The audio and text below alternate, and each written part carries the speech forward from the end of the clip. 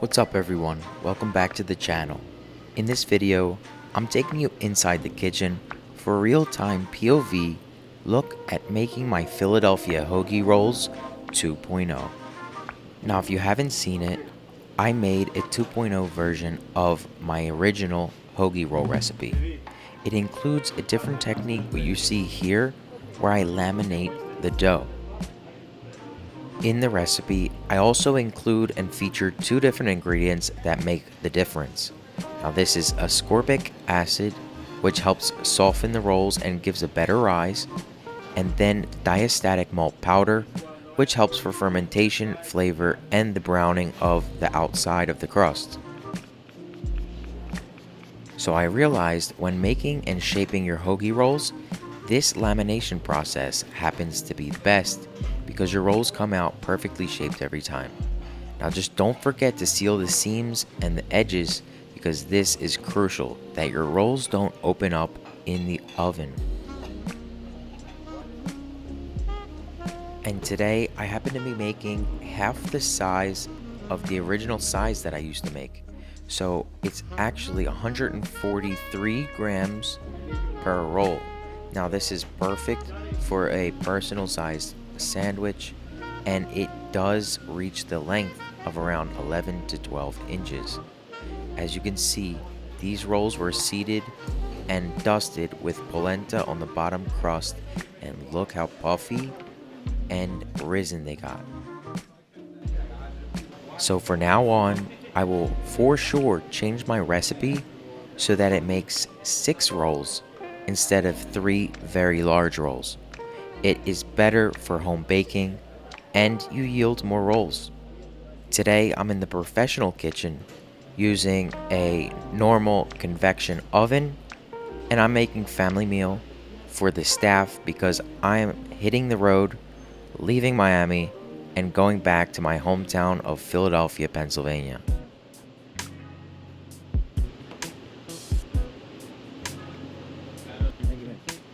So this convection oven here has steam injection.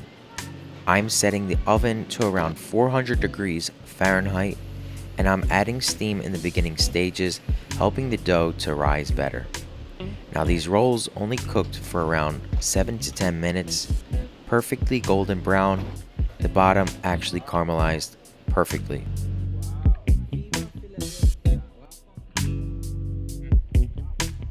Now you would think, after looking at these hoagie rolls, what am I making, a hoagie? Maybe a cheesesteak? Nah, I actually prepared a porchetta, nice and classic to Roman culture in Italy.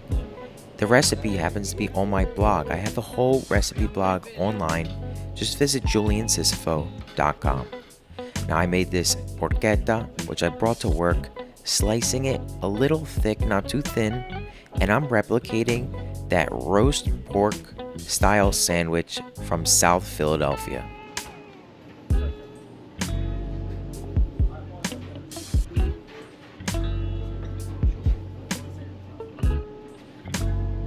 Now if you visited my website, you'll learn that this pork is roasted and seasoned with fennel, black pepper, chili flakes, herbs like rosemary, sage, thyme.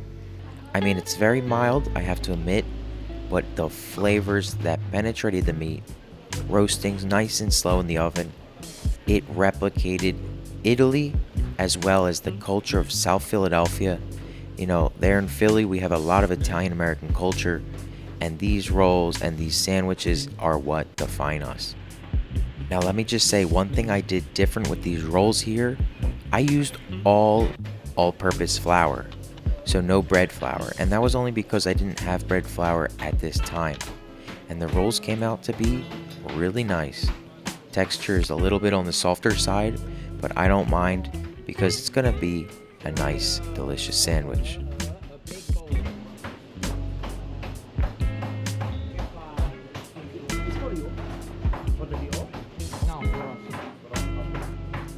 Simply after slicing that cold porchetta, I reheated it in the oven so it got warm and all of that fat started to melt. Now, to accompany this sandwich, I did a broccoli rabe and roasted red pepper kind of relish on top. So the broccoli rabe was sauteed with raw garlic, olive oil, anchovies, and that's it.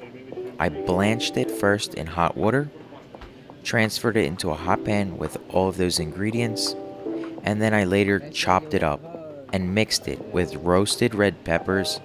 It's a nice crunch and juiciness that it gives to the sandwich. And of course, to finish, in Philly we would use sharp provolone, which I don't have, so instead I opted for Parmigiano Reggiano that I cut on a mandolin. Now, with my big move back to Philly, I think you guys should be excited. Now, I am too, because I want to show you a little bit of my culture. So I'm going to let you tour around my city in some of the videos. I'm going to be doing shopping where you're going to see the ingredients that we use. And of course, what I'm going to do is take a lot of my recipes and I'm going to evolve them to the next level like I did with my Philadelphia Hoagie Roll Recipe 2.0. Now feel free to drop any comments below if you had any trouble making these Philly rolls, what problems you had along the way, because on this channel I'm here to help you 24/7 to make the best pizza and products that you could ever imagine. Now I appreciate you watching this video. I can't wait to move back to Philadelphia. I'll see you in the next one.